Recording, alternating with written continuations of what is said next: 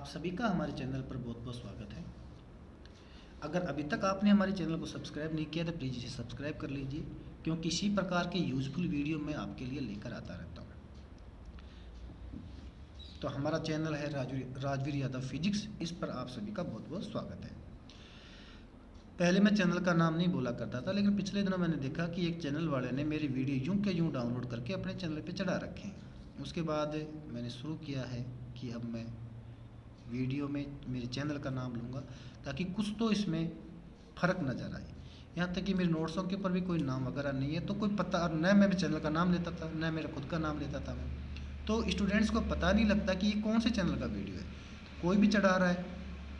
पिछले दिनों चेक किया तो मुझे काफ़ी फील हुआ कि यार अपन थोड़ा ध्यान नहीं रखते हैं, इसलिए आपका हमारे चैनल राजवीर यादव फिजिक्स पर बहुत बहुत स्वागत है। 26वें क्वेश्चन की मैं बात कर रहा हूँ और ये भी रिपीट आर लगा रखा है। इसका मतलब ये रिपीट है, इसका मतलब ये कोई ना कोई और सवाल भी पूछा हुआ है। और ये सवाल आया है 1 + 1 + 1 = 3 नंबर का सवाल आया है। और देखिए आप इसको, ठोसों में ऊर्जा बैंड के आधार पर चालक, कुचालक एवं अर्धचालक के मध्य अंतर स्पष्ट कीजिए। 1 + 1 + 1 = 3 नंबर का है। क्लियर? तो देखो आप उत्तर में, ठोसों को ऊर्जा बैंड के आधार पर निम्न 3 वर्गों में बांटा जा सकता है, जैसे कुचालक या विद्युत रोधी, चालक या फिर अर्धचालक। 3 है यहाँ पे। सबसे नंबर 1 लिखे हम कुचालक या विद्युत रोधी। क्लियर? इसकी मैं बात करूं, सबसे पहले मैं बात कर रहा हूँ चालन बैंड। इसमें समझो पहले ध्यान से, अगर आपका पहले के सारे पार्ट हमारे चैनल से पढ़े हुए नहीं है तो आपके इस वीडियो में काफ़ी दिक्कत आएंगी इस पेपर्स में। तो अगर आपने हमारे पुराने वीडियो नहीं देखे हैं तो प्लेलिस्ट में जाएं, वहाँ प्रत्येक चैप्टर के क्रमानुसार मैंने वीडियो डाल रखे हैं। हर चैप्टर के कंटिन्यू वीडियो उसमें 01 से लेकर आगे तक जो भी है वो डाल रखे हैं। आप वहाँ जाकर पहले उनका अध्ययन करें, उनको समझें। टेलीग्राम चैनल पर या यूँ कहूँ टेलीग्राम ऐप डाउनलोड करके उस पर लिखें राजवीर यादव फिजिक्स और उसे सर्च करें। सर्च करने पर आपको मेरा एक पब्लिक चैनल मिलेगा, उस पब्लिक चैनल को ज्वाइन करें। ज्वाइन करते ही आपको सभी पाठों की PDF वहाँ पर मैंने एक साथ डाल रखी जो मिल जाएगी, ताकि आप अपने उन सभी चैप्टर्स को कंप्लीट करो। वीडियो वहाँ से देखो। वैसे टेलीग्राम चैनल पर मैंने उसका लिंक भी डाल रखा है प्लेलिस्ट का, आप वहाँ से भी चला सकते हो। तो आप एक एक चैप्टर को समझें और PDF डाउनलोड करके PDF से अपने नोट्स उतारते रहें, अन्यथा फिर आपको ये बातें समझ में नहीं आएंगी। अगर आपने ये काम नहीं किया तो पहले आप वो काम करें, उसके बाद ही इस पेपर पे। जब ये ख़त्म हो जाएगा तो इसकी मैं प्लेलिस्ट पे बना के डाल दूंगा, सभी 2012 के सभी वीडियो एक साथ डाल दूंगा, आपको दिक्कत नहीं आने वाली। कुचालक या विद्युत रोधी, पहली बात देखिएगा, ये चालन बैंड है और ये संयोजकता बैंड है। संयोजकता बैंड में कौन से इलेक्ट्रॉन होते हैं, सुनना ध्यान से।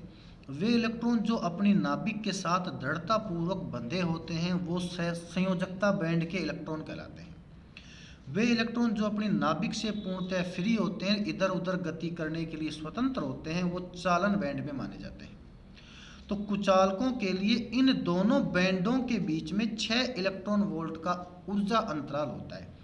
इसका मतलब अगर किसी इलेक्ट्रॉन को, कुचालक जैसे कि रबड़ होता है, अगर रबड़ के किसी इलेक्ट्रॉन को आपने 6 इलेक्ट्रॉन वोल्ट ऊर्जा दे दी तो वो इलेक्ट्रॉन चालन बैंड में आ जाएगा, या कहूँ अपनी नाभिक से मुक्त हो जाएगा और विद्युत धारा प्रवाहित करने की क्षमता प्राप्त कर लेगा।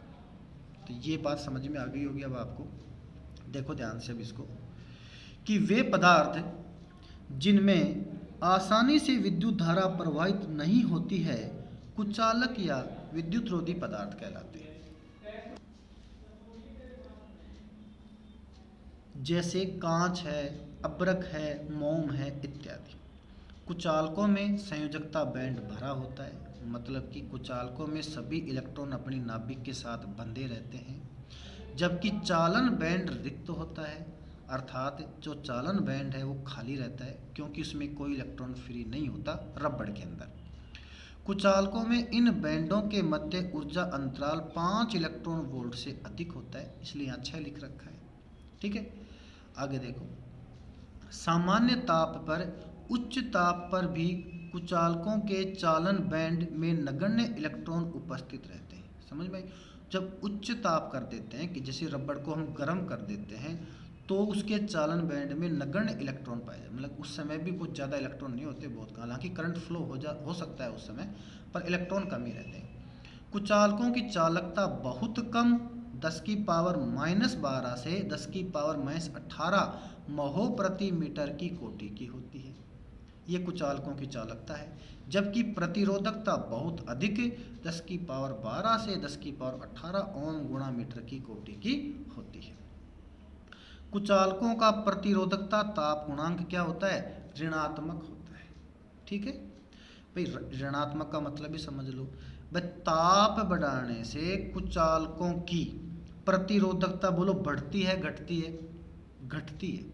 जैसे रबड़ को गर्म करेंगे तो उसमें इलेक्ट्रॉन बहने लग जाएंगे, इसका मतलब उसकी प्रतिरोधकता कम हो रही है।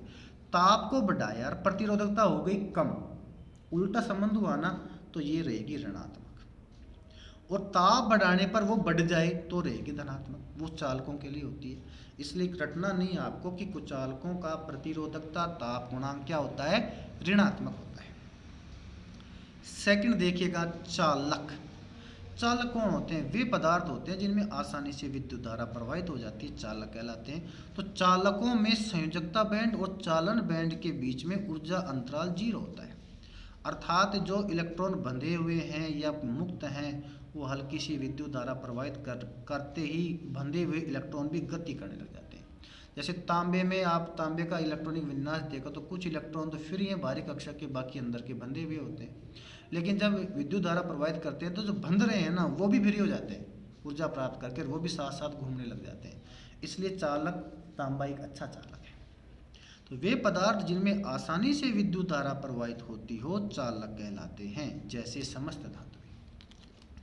चालकों में संयोजकता बैंड तथा चालन बैंड परस्पर अतिव्यापित रहते हैं। अतिव्यापित का मतलब मिले हुए रहते हैं, अर्थात इनके बीच कोई एनर्जी गैप नहीं है। पिछले वाले टॉपिक में तो 6 इलेक्ट्रॉन वोल्ट का गैप था, यहाँ पर 0 का गैप है। चालकों के चालन बैंड में बहुत अधिक इलेक्ट्रॉन पाए जाते हैं, मतलब यहाँ बहुत ज़्यादा इलेक्ट्रॉन होते हैं तभी तो वो चालक होते हैं, इसलिए इनकी चालकता भी बहुत अधिक होती है। इनकी चालकता अत्यधिक होती है, 10 की पावर 6 से 10 की पावर 8 महो प्रति मीटर की कोटि की होती है। आई बात समझ में? जबकि प्रतिरोधकता अत्यल्प होती है, जस्ट अपोजिट, चालकता प्रतिरोधकता एक दूसरे के उल्टे होते हैं, इसलिए ये अधिक है तो ये अल्प रहेगी, और ये 10 की पावर -8 से 10 की पावर -6 ओम इंटू मीटर की कोटि की होती है। आपको रटना क्या है, ये कि ये आंकड़े दोनों में देखो, ये माइनस में है ये प्लस में, बस इतना फर्क है। चालकों के लिए प्रतिरोधकता ताप गुणांक का मान धनात्मक होता है। इसका मतलब ये हो गया कि ताप बढ़ाने से इनकी प्रतिरोधकता बढ़ती है। तांबे के तार से आप विद्युत धारा प्रवाहित कर रहे हो और अगर उसको गर्म कर दो तार को तो प्रतिरोधकता और ज़्यादा हो जाएगी, जिससे कि ज़्यादा विद्युत ऊर्जा की हानि होगी। तो चालक कुचालकों का व्यवहार अलग अलग है। कुचालकों का ताप बढ़ाने से प्रतिरोधकता कम हो रही थी, जबकि चालकों का ताप बढ़ाने से प्रतिरोधकता बढ़ती है। इसलिए ताप बढ़ाया प्रतिरोधकता भी बढ़ गई, सीधा सीधा संबंध है, इसलिए ये आएगा धनात्मक। चालकों में विद्युत चालन केवल इलेक्ट्रॉनों के कारण ही होता है, मतलब इलेक्ट्रॉन के कारण ही चालकों में विद्युत धारा प्रवाहित होती है, मतलब इसमें होल वगैरह का चक्कर नहीं होता। होल आते हैं अर्धचालकों में। अगला हिस्सा देखिए इसका, तीसरा पार्ट है इसका अर्धचालक। अर्धचालक होता है चालन बैंड और संयोजकता बैंड के बीच जो ऊर्जा अंतराल होता है वो यहाँ 1 इलेक्ट्रॉन वोल्ट होता है, मतलब कि कुचालकों में 6 था, सुचालकों में 0 था और अर्धचालकों में 1 इलेक्ट्रॉन वोल्ट होता है। तो अर्धचालक मतलब आधे चालक, इसका मतलब इनकी चालकता जो है वो कुचालकों और चालकों के बीच की पोजीशन होती है अर्धचालक, मतलब सुचालकों से इनकी चालकता कम होती है पर कुचालकों से अधिक होती है। देखो, वे पदार्थ जिनकी चालकता सुचालकों से कम तथा कुचालकों से अधिक होती हो अर्धचालक कहलाते हैं, जैसे जर्मेनियम Ge, सिलिकॉन Si, मिश्र धातु गैलियम आर्सेनाइड GaAs, ये सब क्या है? अर्धचालक है। अर्धचालकों में संयोजकता बैंड तथा चालन बैंड के मध्य ऊर्जा अंतराल 1 इलेक्ट्रॉन वोल्ट होता है, जो मैंने यहाँ डायग्राम में दिखा दिया है। ये आंकड़ा आपका याद रखने लायक है कि जर्मेनियम के लिए इसकी वैल्यू जो कि 1 बताया था ना अपन ने, ये एक तो राउंड फॉर्म में बताया था, तो इसकी एग्जैक्ट वैल्यू बता रहे हैं हम। जर्मेनियम के लिए तो 0.72 इलेक्ट्रॉन वोल्ट होता है, सिलिकॉन के लिए 1.1 होता है और GaAs के लिए 1.3 इलेक्ट्रॉन वोल्ट होता है। ये आंकड़े आपको याद होने चाहिए। परम शून्य ताप पर अर्धचालक के सभी इलेक्ट्रॉन उनकी नाभिकों के साथ क्या रहते हैं, बंधे रहते हैं, इसलिए इस ताप पर इनकी चालकता शून्य होती है। परम शून्य ताप का मतलब क्या होता है, 0 केल्विन। जब हम किसी अर्धचालक को 0 केल्विन पे ठंडा कर देते हैं तो सबके सब इलेक्ट्रॉन अपने अपनी नाभिकों के साथ जुड़ जाते हैं और उन सब के जुड़ जाने के कारण उनकी चालकता क्या हो जाती है, शून्य हो जाती है। अर्धचालकों का ताप बढ़ाने पर कुछ संयोजकता बैंड टूट जाते हैं जिससे मुक्त इलेक्ट्रॉनों की संख्या बढ़ जाती है। समझ गए कि ताप बढ़ाते हैं तो जो संयोजकता बैंड बने होते हैं इसमें टूट जाते हैं और उनकी संख्या बढ़ जाती है, जिससे इसकी चालकता भी बढ़ जाती है।